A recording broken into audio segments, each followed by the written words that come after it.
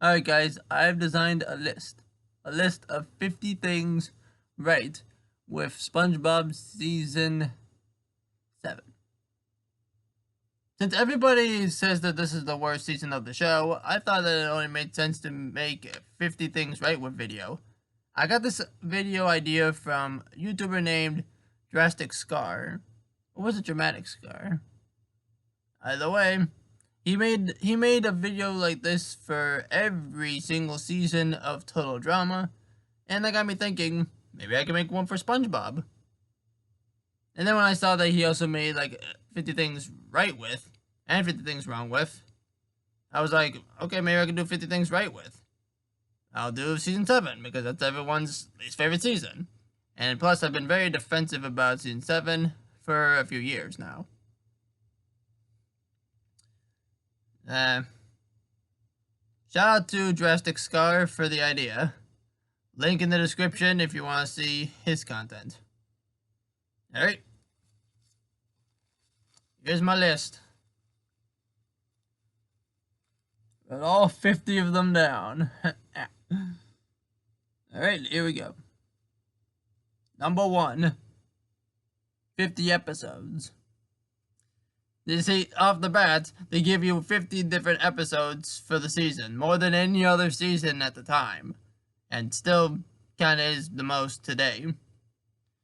So if you don't like one episode, you still got 98% to go through, you know?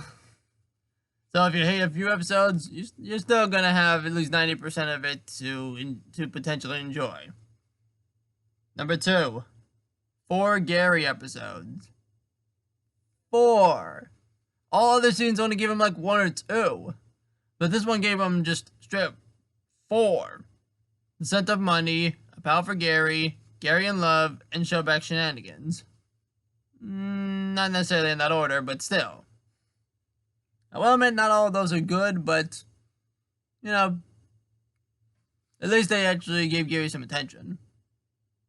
Plankton is fun. You see, you think at this point, Plankton would get a little bit repetitive, but no, he's still enjoyable. The Great Patty Caper gave us some information that could help us discover the correct Patty secret formula. Heck, Matt Pat even used it for his YouTube video where he basically found out the formula. So, there you have it. I'm not going to link that, though. This is the only season that gave us 2 great Merman Boy Boy episodes. 2, instead of just 1, paired up with a decent to mediocre episode. Did we just forget that season 6 is where everyone's beloved Squidward and Clarinet Land is from? The Bikini Bottom characters from the Legend of Bikini Bottom episodes were actually pretty entertaining to see. Very interesting. Sandy doesn't seem to be that obsessed with science like people claim she is. You know, I don't get that. Why are people annoyed with Sandy being obsessed with science, but are perfectly okay with Plankton constantly trying to steal the formula in literally every episode except for Walking Small that he appears in? Anyway, number 9, Karen is actually bearable, unlike in season 1. There are no real Squidward torture porns in this season.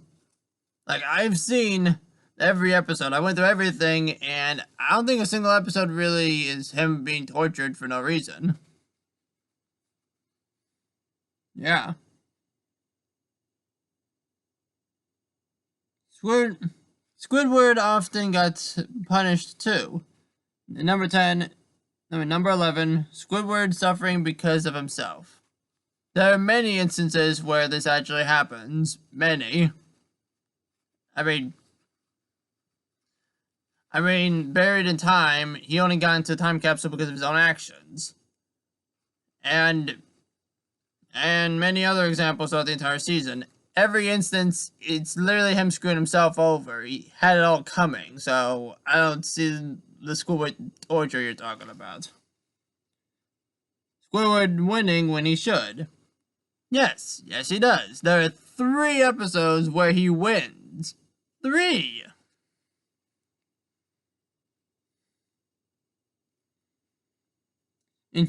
Number 13. Enchanted Tiki Dreams.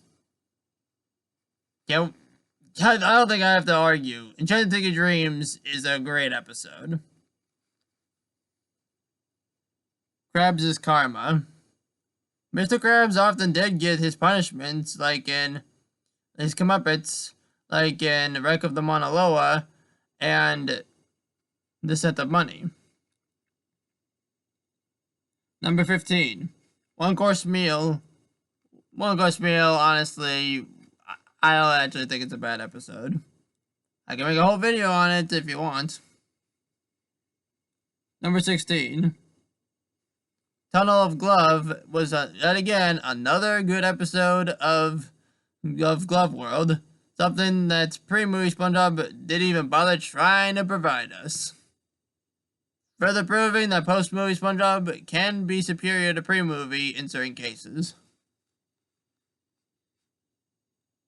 Krusty Dogs, it may be similar to Bossy Boots, but I think it's better. Shellback Shenanigans. After 3 attempts to recreate Imitation Crabs, Shellback Shenanigans was the one that managed to do better. I mean, the other 2 were pretty terrible, but hey, third time was the charm. Squilliam actually gets to be in the season. I mean, look at all the other seasons. He's not really in many. He's only in like season 2, season 3, and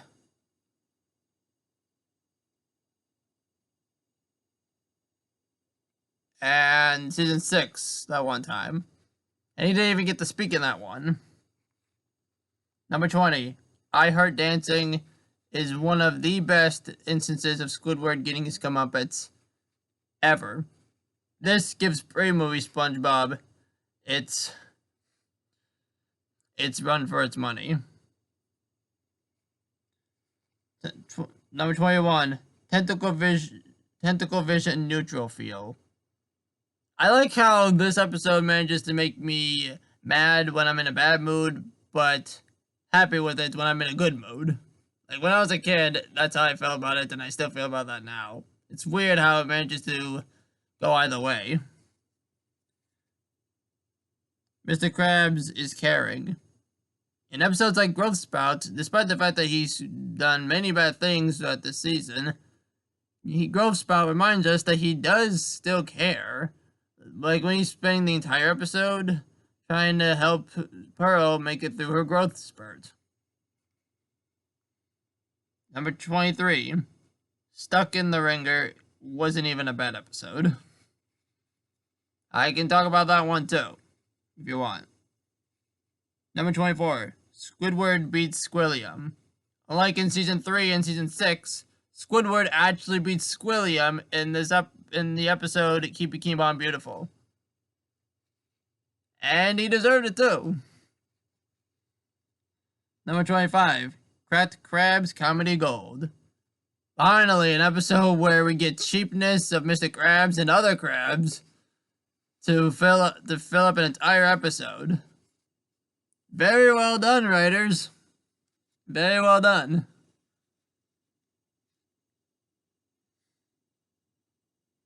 Number 26. Gary in Love. In general, I think Gary in Love was a much better love story than The Great Snail Race. Seriously, that just came out of nowhere in the end. Here, there's actually more development. Here is much better. Number 27. Actually making it to Texas. Thanks to Rodeo Days, we finally got to see the characters make it to Texas. And I actually found it to be pretty alright. Even though many people don't like Rodeo Days for some reason. Number 28. Patrick Karate Gear. I like how when Patrick learns to do karate in Karate Star, he has his own colored gear. Like, it was blue. It's too bad Squidward didn't have his own in Squid Defense 2 seasons later. He just shared, they just shared him with SpongeBob's. Number 29. SpongeBob's grandma is much better in this season than she was in her debut. She was in the Abrasive Side, and I think it was much better of an example of her than Grandma's Kisses. Which, yeah, she was fine in Grandma's Kisses, but generally that episode wasn't so good. Number 30, The Musical Doodle. I really think this song is sketchy. I like it. It's a little goofy, and I think it's very nice to listen to. Mr. Sea Chicken. Why don't we ever see this guy again? He should be in more episodes. Am I the only one who thinks that should be a thing? Like, why can't we have an episode where he's competing against Plankton and Mr. Krabs? I'm just saying. Just shows up and then disappears. Number 32. The Whelks are very entertaining in Whelk Attack. Like, very fun to watch. Very interesting. You will not get bored watching that episode. Number 33. The Suds. Speaking of Whelk Attack, I like the callback in this episode to the Suds from Suds. SpongeBob actually talks about how he's had the Suds, and it's very, very nice callback, even if it's very small. Number 24, Howard. Number 34. Number 34, Howard. Howard is actually pretty entertaining too, and a very interesting character. I really like how when he interacts with both Squidward and SpongeBob and Patrick, just having a fun time. Number 35, Perfect Chemistry. This was ironically a perfect finale. Well, not really a finale, but like I say it's like a good way of ending the season, but not really a finale to like the show or anything. But yeah, it was Perfect Chemistry was in fact perfect chemistry with SpongeBob, Plankton, and Sandy. 36. Sandy's Sub. Sandy's Submarine was introduced in this season with the episode Hide and Then What Happens. Number 37. Hawaiian Party. I don't know why, but the background track Hawaiian Party was used a lot of times in Season 7. Before Season 7, it was only in one Season 3 episode, 2 Season 4 episodes, and then all of a sudden, 4 Season 7 episodes. I don't know why, but that's a pretty good thing, actually. I really like that song. It's very, very nice to listen to. The end of number 38. The end of tracks. Speaking of background tracks, there was a lot of instances where Season 7 was the last time you hear background tracks. And it's nice that the season provided us with some more looks at these tracks before they disappeared. Like Chief Taranza, and Dancing the Hula, March to Honolulu, Hawaiian Happiness, and many others. Some did return, but some unfortunately have not and might not ever return. Number 39, the animation. Just like in seasons 4 to 8, the animation is still at its best. Which makes sense because it's season 7, right in the middle.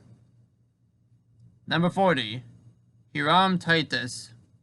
Hiram Titus is a music composer for the show, and he started having music of his in the show beginning in season 7. Although the tracks were pre-recorded and weren't originally made for season 7. Season 7 has 3 episodes that use some of his tracks that are not used in any other episode. Like that romantic song that plays whenever Gary sees his love in Gary in Love. That's his. It's too bad he passed away in 2013. Number 41, Kelpie G. We get to listen to Kelpie G's music from Barry Anthony Trapp, who has also passed away. Thanks to the episode Enchanted Tiki Dreams, we get to hear this song in the season as well as season 4. Number 42, the Hillbilly music. Just the music in general from this episode was fun to listen to. I mean, this is the season that introduced us to the Hillbilly music in the first place, thanks to Trenchbillies. Number 43, the music from the Legend of Bikini Bottom episodes in general. The music here was what brought a lot of fun to the Legend of Bikini Bottom episodes, especially when they reused them in later episodes. It's like, hey, I know where that's from. It's just very fun and unique listening to them. Every one of these episodes has at least one special track, except maybe the main train. Number 44, this meme. Who put you on the planet? Number 45, this meme as well.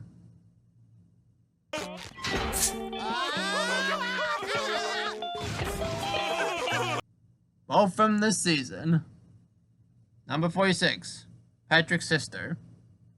Now, although I don't think Patrick's sister from the episode that she was in wasn't necessarily good, but I think Patrick just having a sister in general was much better than him not having a sister, according to himself in Something Smells. Number 47, seeing Patchy and Potty in the Legend of Bikini Bottom intermissions. Although they're only in the original airing, it was still pretty fun to see them show up for this one special part back in the original airing when I saw it in 2011. Number 48. I forgot to write this one down.